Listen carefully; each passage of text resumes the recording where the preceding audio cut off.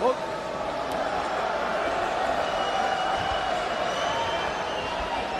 Harold Letterman, how do you have it through 6? Okay, Jim, I've got it 60-53, 6-0, Vasyl Lomachenko. You know, Jim, you got to give Vasyl an extra point to round 4 for the knockdown, so that becomes a 10-8 round. That gives him an extra point. He's pitching a shutout so far. Jim, let me point something out to you. Thai fighters in general, I mean, I'm generalizing, all have very, very strong legs. The reason being is they started out in Muay Thai, which is, you know, a sport where you can kick your opponent. If you look at Chonlatran, he definitely has very, very strong legs. Very typical of Thai fighters. 6-0, Lomachenko. I told you he had been used to some kicks.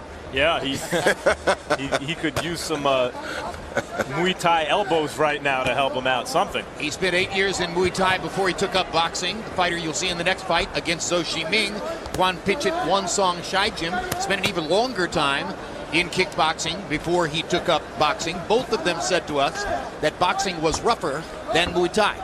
No, it's interesting. It's Lomachenko, though, who reminds me in certain respects more of a Muay Thai or Krav Maga or some kind of self-defense art where he just continues to throw punches, sometimes off the technically wrong foot, Roy, but he is more interested in landing the shot than doing something that would be textbook boxing.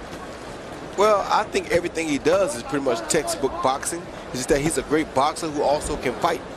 And he can do both things. So you see a little bit of him boxing, you see a little bit of him really sitting down and trying to punch. He can do it all. He's a complete fighter. He's the total package. You don't get to see that too often. CompuBox tells us that Vasyl Lomachenko has not thrown a left-hand punch in this entire round. Normally, that means that the hand has been damaged.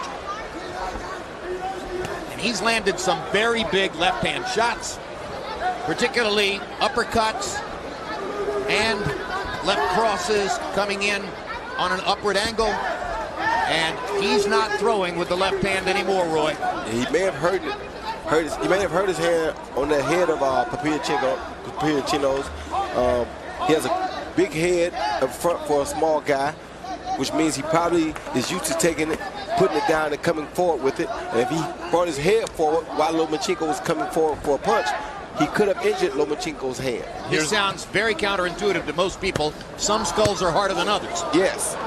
And here you got to be careful with that right hand throwing it over the top like that. Yeah, it's hurt for sure. Yeah, he just hurt the again. left hand, and now he holds the left wrist, and then he pops Piriyapinyo twice with the right hand as if to say, see, I can beat you with one hand. But there he had a left open and he didn't take it.